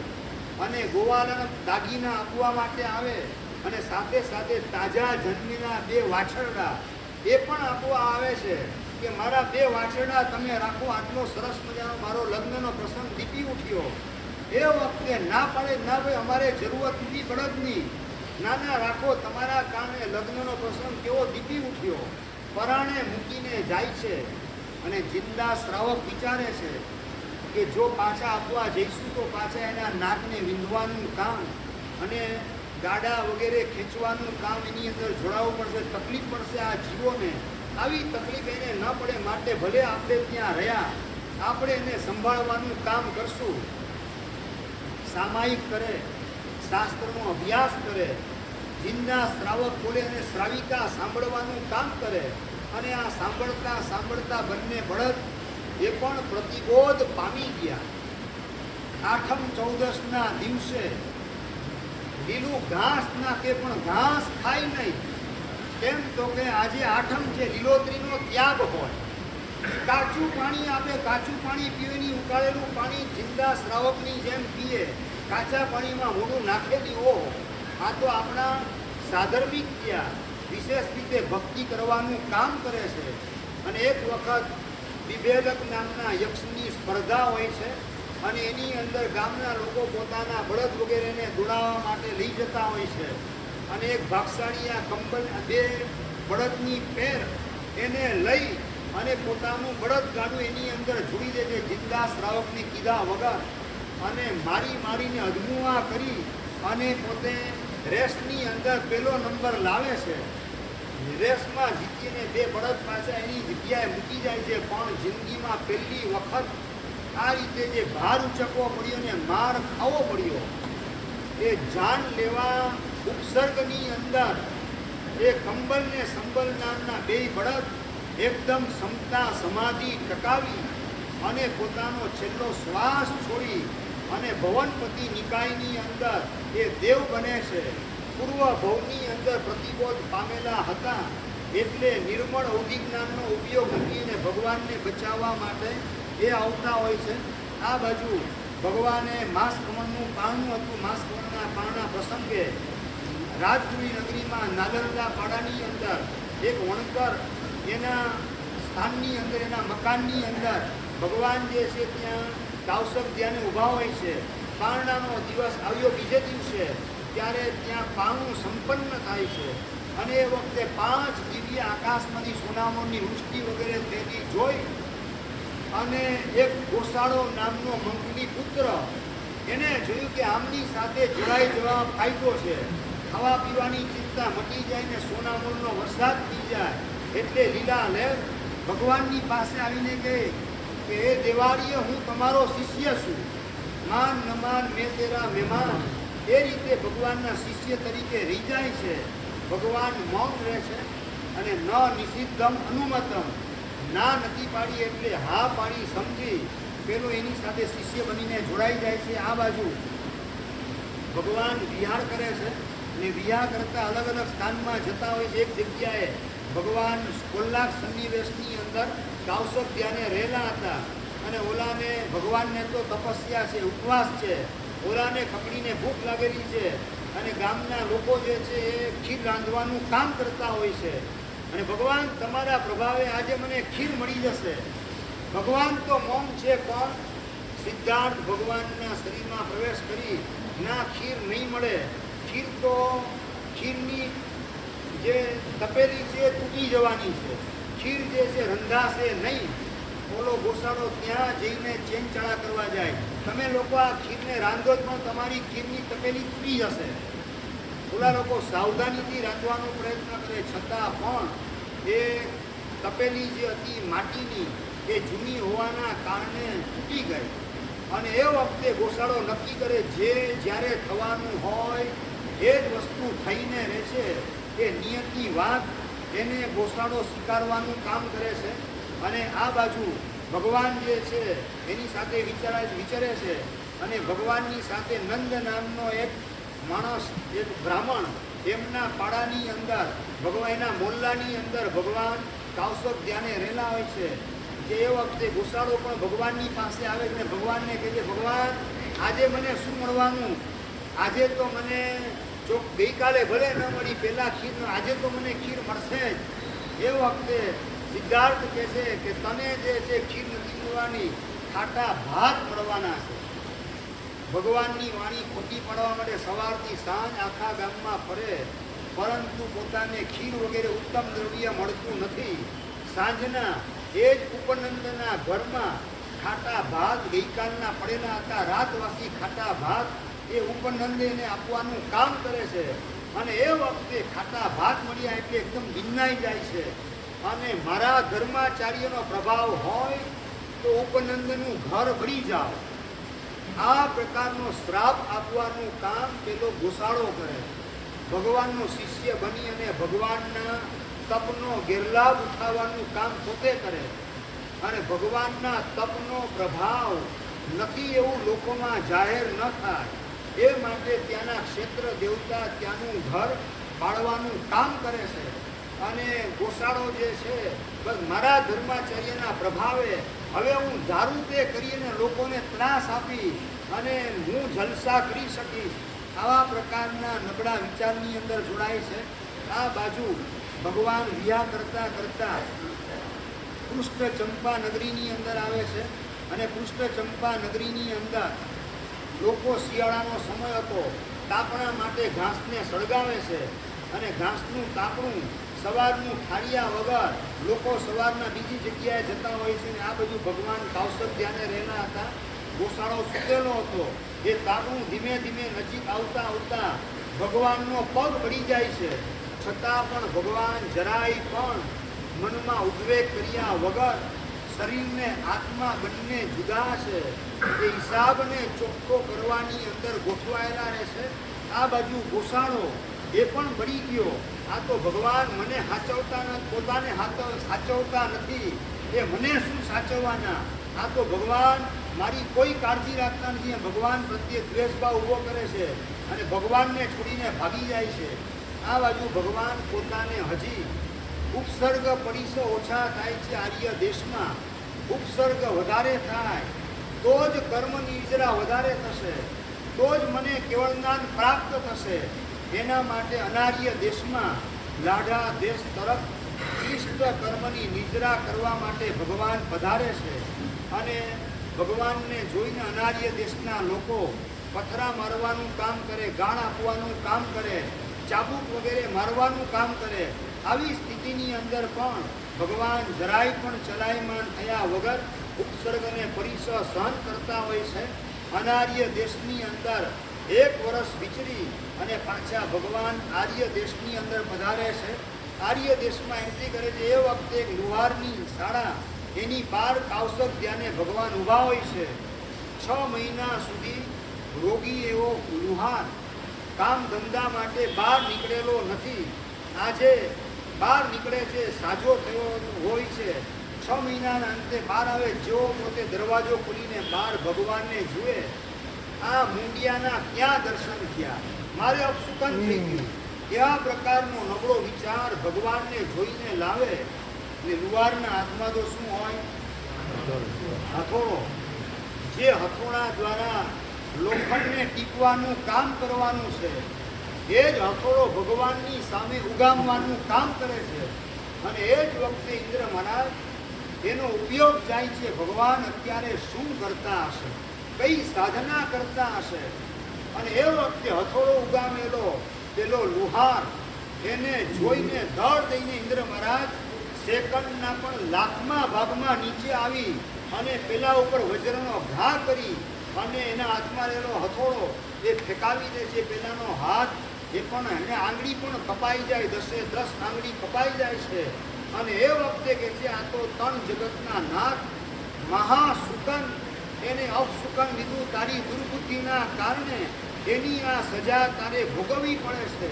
આ રીતે ભગવાન જે છે એના ઉપર આવતો ઉપસર્ગ એમાં બચાવવાનું કામ ભગવાનને ઇન્દ્ર કરે છે. આ બાજુ ભગવાન કૌશલ્યાને વિચરતા સાલી શીર્ષ નામના ગામની અંદર પધારે છે. શિયાળો ચાલી રહેલો છે અને વ્યંત્રી જે ભગવાનના 18માં ત્રિપુષ્ટ વાસુદેવના ભવની અંદર અણમાનીતી રાણી જે અત્યારે વ્યંત્રી બનેલી છે, ભગવાનને જુએ છે અને પૂર્વ ભવનું વેર એને યાદ આવે. યાદ આવતાની સાથે શિયાળાના સમયમાં ઠંડુ પાણી એનો વરસાદ વરસાવવાનું કામ પેલી વ્યંતરી કરે. એવી સ્થિતિની અંદર પણ ભગવાનના પરિણામ જરાય ચલાયમાન થતા નથી, બલકે વધુને વધુ ઉજ્જવળ થતા જાય. કર્મ ખપાવવાનો રૂડો મજાનો પ્રસંગ આવેલો છે. મારે તો લીલા લહેર છે, આત્માની કમાણી સારામાં સારી થઈ એવી ભાવનામાં ચડી અને લોકાવધિ નામનું અવધિ જ્ઞાન પ્રાપ્ત કરે છે પરમાત્મા ભાવ વિશુદ્ધિના પ્રતાપે. અને પેલી વ્યંત્રી હતી એ પણ ભગવાનના મોઢા ઉપરનો ઉપસમ ભાવ જુએ છે. ભગવાન પણ એ વ્યંત્રીને ખમાવવાનું કામ કરે છે. પેલાની ભૂલ માટે હું માફી માંગુ છું. હવે આવી ભૂલ તારા પ્રત્યે નહીં ને જગતના કોઈ પણ જીવ પ્રત્યે આવી ભૂલ હું કદાપી કરીશ નહીં.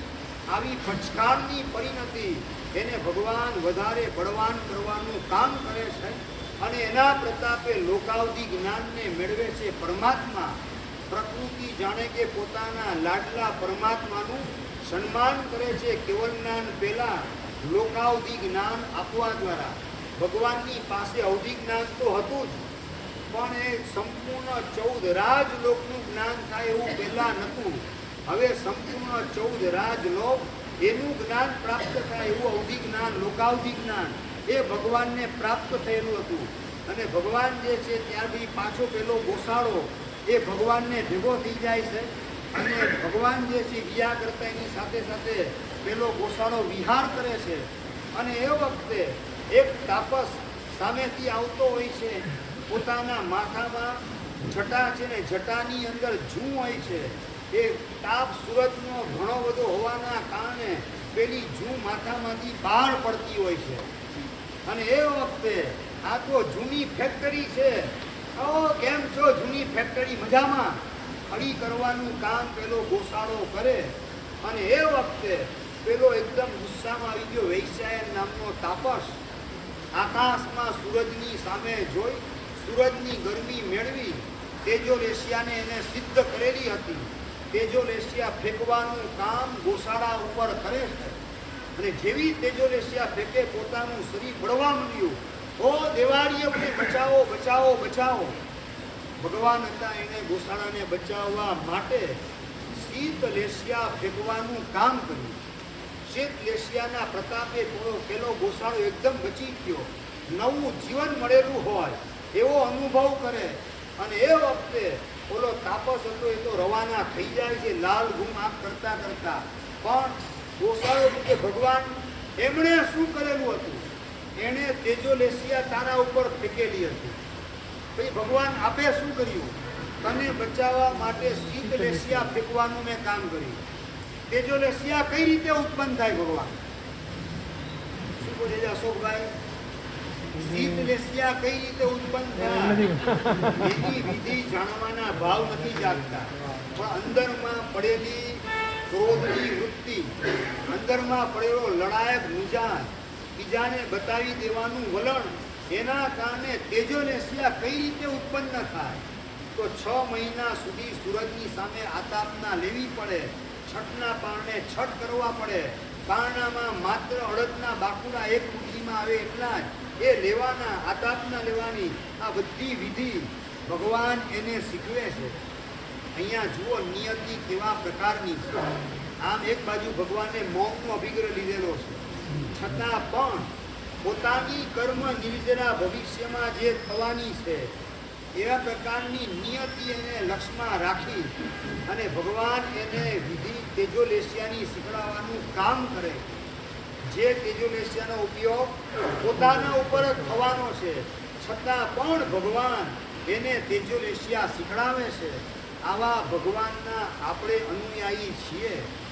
માત્ર મિત્ર તરીકેની દ્રષ્ટિ ગોસાળા પ્રત્યે છે, શત્રુ તરીકેનો કોઈ પરિણામ ગોસાળા પ્રત્યે ભગવાન મહારાજાના મનમાં ઊભો થઈ શકતો નથી. આવો પરાકાષ્ઠાનો મંગલ મૈત્રી ભાવ. અને મારે તો કર્મ નિર્જરા ભવિષ્યમાં થવાની છે, કમાણી થવાની છે. નિયતિ વર્ષ ભગવાન તેજોલેશિયાની વિધિ શીખડાવવાનું કામ કરે છે. અને પેલો ગોસાળો ભગવાનને છોડીને, ભગવાન બાય બાય, હવે તમે જાઓ, હવે હું તેજોલેશિયાને સાધવાનું કામ કરું છું. અને તેજોલેશિયા શીખવાની અંદર પેલો ગોસાળો ગોઠવાઈ જાય. આ બાજુ દેવલોકની અંદર ઇન્દ્ર મહારાજા ભગવાનની પ્રશંસા કરે છે કે દેવ ને ઇન્દ્ર બધા ભેગા થઈને પણ આ ભગવાન મહાવીર મહારાજાને ચલાયમાન કરી શકે નહીં. એવી ક્ષમતા, એવી સમાધિ ભગવાને આત્મસાત કરેલી છે. અને એ વખતે સંગમ નામનો અભવ્ય દેવ આ ઇન્દ્ર દ્વારા થતી ભગવાનની પ્રશંસા સહન કરી શકતો નથી. અને એના કારણે હમણાં હું જઈને આવું, એમને પછાડીને આવું, હરાવીને આવું, એની સમાધિ ભાંગીને ભૂકો હમણાં જ કરીને દેખાડું. ઇન્દ્ર મહારાજને થયું ક્યાં હું બોલી ગયો. આ સંગમ સામાનિક દેવ છે. સામાનિક દેવ એટલે ઇન્દ્રની જેટલી તાકાત હોય એટલી જ તાકાત સામાનિક દેવની હોય. એટલો એનો ખાલી પોસ્ટ નથી ઇન્દ્રની, એટલું જ તાકાત ઇન્દ્ર જેટલી જ હોય. અને એ ભગવાનને હેરાન કરવામાં કંઈ બાકી રાખશે નહીં. હવે એને જો અટકાવીશ તો શું કહેશે, જોયું તમે વચ્ચે આવ્યા ને એટલે, બાકી તો હમણાં બતાવી દે એની સમાધિ ભૂકો થઈ જાય. અને જો અટકાવવું નહીં તો ભગવાનને સહન કરવું પડે કલ્પના બહારનું. ક્યાં આમાં હું નિમિત્ત બની ગયો. 6 મહિના સુધી દેવલોકની અંદર નૃત્ય, સંગીત વગેરે જ્યારે નાટક વગેરે ત્યારે બધાને સ્ટોપ કરવાનું કામ ઇન્દ્ર મહારાજ કરાવે. 6 મહિના સુધી શોક સાગરમાં ગરકાવ થઈ જાય. અને આ બાજુ સંગમ પહેલી જ રાતના 1-2 નહીં 20-20 ઉપસર્ગ એનો વરસાદ વરસાવવાનું કામ કરે. અહીંયા બતાવે વીછી જીવતા છોડે, નોળિયાને છોડે, સાપને છોડે, જીવતા ઉંદરને છોડે, ભગવાનના પાસે ઘીમેલને છોડે, જીવાત છે એક જાતની. ભગવાનના શરીર ઉપર કીડી વગેરે વજ્રના મૂઢાવાળી છોડવાની કામ કરે. જીવતી વાઘણ એને ભગવાન ઉપર છોડવાનું કામ કરે. અને હાથી બની અને ભગવાનને સૂનમાં પકડી આકાશમાં ઉછાળે. નીચે પડે એની પહેલા બંને દંત સૂળની અંદર ભગવાનને પરોવી લે. લોહી લુવાણ ભગવાન થઈ જાય છતાં પણ ભગવાનના મનના પરિણામ બગડતા નથી. આ દરેક ઉપસર્ગ વખતે એક ઉપસર્ગ કરી અને અવધિ જ્ઞાનનો, વિભંગ જ્ઞાનનો ઉપયોગ મૂકી અને પોતે ભગવાનના પરિણામને ચેક કરે કે સમાધિ ઓછી થઈ કે નથી થઈ. સમાધિ વર્ધમાન પરિણામની અંદર હોય. પાછો બીજો ઉપસર્ગ પૂરો થાય બધું ચેક કરે. અત્યારે એમની સમાધિ ઘટી કે વધી. ભગવાનની સમાધિ દરેક ઉપસર્ગના અંતે વધતી જાય અને છેલ્લે કાળ ચક્ર ફેંકવાનું કામ કરે છે. 1000 મણ વજનનું કાળ ચક્ર તીક્ષ્ણ આરાવાળું એ પોતાના હાથમાં લઈ ઘુમાવી અને ભગવાન ઉપર ફેંકવાનું કામ કરે. અહીંયા ઉલ્લેખ કરે છે કે એના કારણે ભગવાન આ જાનું ગુમાવું નિમગ્ન, ઘૂંટણ સુધી ભગવાન જમીનમાં પૂજી ગયા. આટલું વજન કાળ ચક્રનું એના કારણે ભગવાન પણ જમીનમાં પૂજી જાય અને તરત પોતાના વિભંગ જ્ઞાનનો ઉપયોગ મૂકીને જુએ છે સમતા સમાધિ ચલાયમાન થઈ કે ના થઈ. છતાં જરાય સમતા સમાધિ ચલાયમાન થાય ની રોજે રોજ એમની સમતા વધતી જાય. આવા ભગવાન મહાવીર મહારાજાના આપણે બધા અનુયાયી છીએ.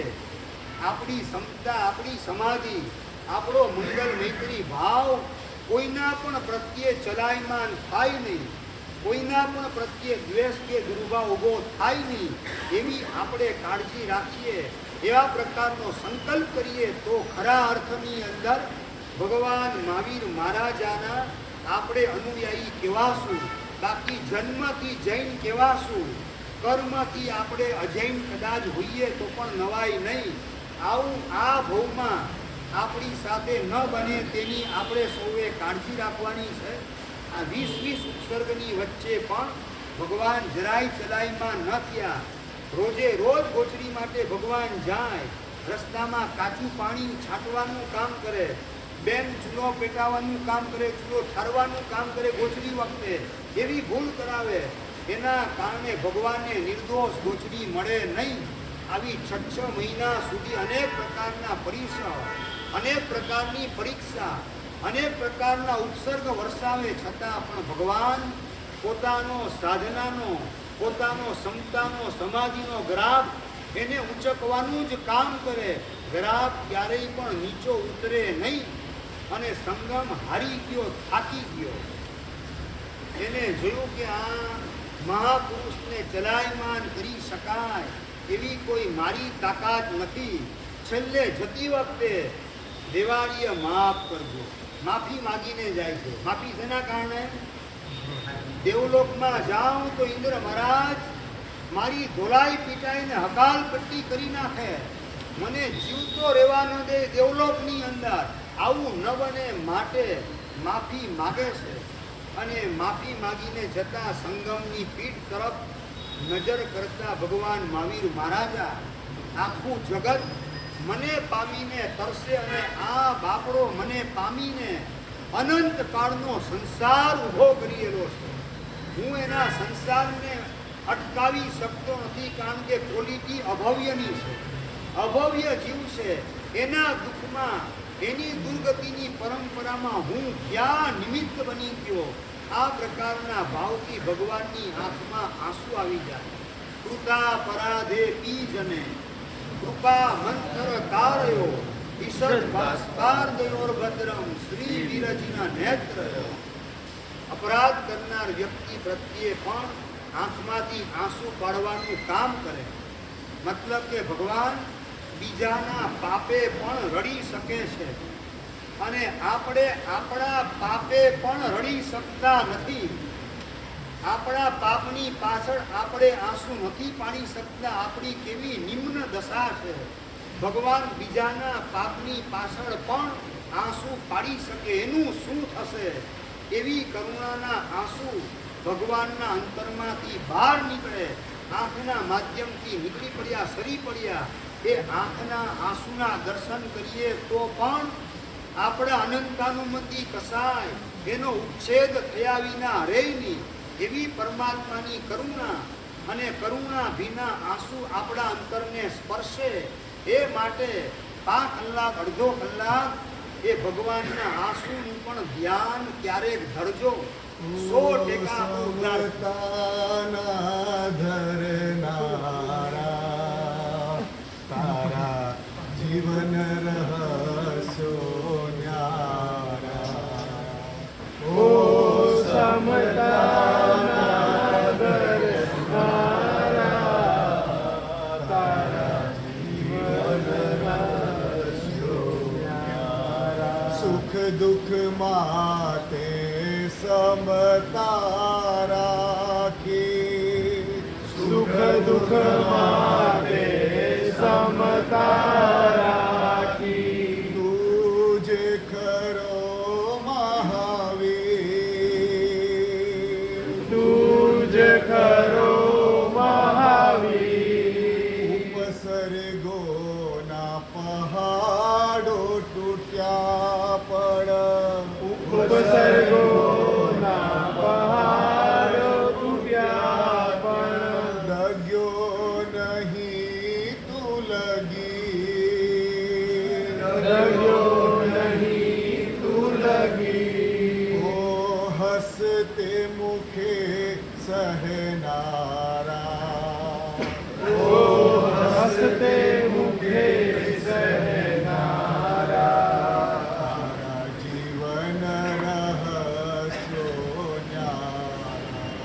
તારા જીવન રહસ્યો ન્યારા. પરમાત્માના આંસુનું પણ ધ્યાન કરતા આપણને આવડે તો પણ પ્રભુની કરુણા આપણા હૃદયને સ્પર્શે, અને મોક્ષ માર્ગે આપણે આગળ વધી શકીએ. 6 મહિનાના અંતે દેવલોકમાં જાય છે, ત્યારે ઇન્દ્ર મહારાજ એનો તિરસ્કાર કરીને દેવલોકની બહાર કાઢી મૂકે છે. પોતાની દેવીને લઈ અને મેરુ પર્વતના શિખર ઉપર વિમાન સાથે સંગમ નામનો દેવ બાકીનું પોતાનું આયુષ્ય પૂરું કરવા માટે ત્યાં ગોઠવાયેલો છે. ત્યાર પછી અહીંયા ભગવાનનો એક અભિગ્રહ બતાવે છે. ભગવાને અભિગ્રહ લીધેલો હતો, તમે સૌ દર વર્ષે સાંભળો જ છો.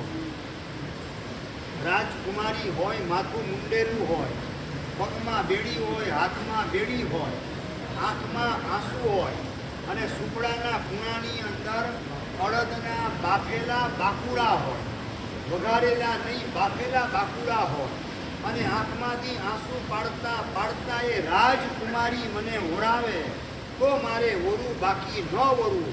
આવા પ્રકારનો અભિગ્રહ કરનારા સમર્થ ભગવાન મહાવીર મહારાજા 100, 150, 170 ને 175 જેટલા દિવસો પસાર થઈ ચૂકેલા છે. અને ચંદનાનો પ્રસંગ તમને સૌને ખ્યાલ જ છે, એટલે વિસ્તારથી નથી બતાવતો. કારણ કે સતાનિક રાજાએ ચંપા ઉપર આક્રમણ કર્યું, ત્યાં દધીવાદ રાજાની પત્ની ધારીણી અને આપઘાત કરી નાખ્યો જીભ કચડીને. અને વસુમતી, જેનું નામ આગળ જઈને ચંદન બાલા પડ્યું, અને મુલા નામની શેઠાણી, એને શેઠ જે છે એના પ્રત્યેની લાગણી કરે છે. એને જોઈને થયું ઘરની આ માલકણ થઈ જશે. ભોયરામાં એને કુડી 3 દિવસ સુધી ચોવિયારો અઠ્ઠમ થઈ ગયો. અને 3 દિવસ સુધી ભગવાનના ધ્યાનમાં ખોવાયેલી ચંદના શેઠ જ્યારે બહારથી આવે, પૂછે ચંદના ક્યાં? મને ખબર નથી. ઘરના નોકર ચાકરને પૂછે.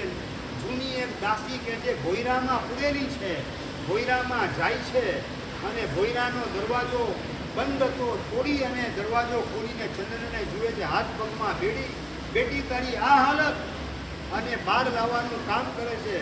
ઘરમાં રસોઈ કંઈ હતી નહીં. અડદના બાફેલા બાકુડા હતા, એ આપ્યા સુપડાની અંદર. બેટી તું આ વાપર, હમણાં હું લુહારને બોલાવીને આવું. તારી હાથ પગની બેડી તૂટી જાય, તને સારી રીતે જમાડવાનું કામ કરું.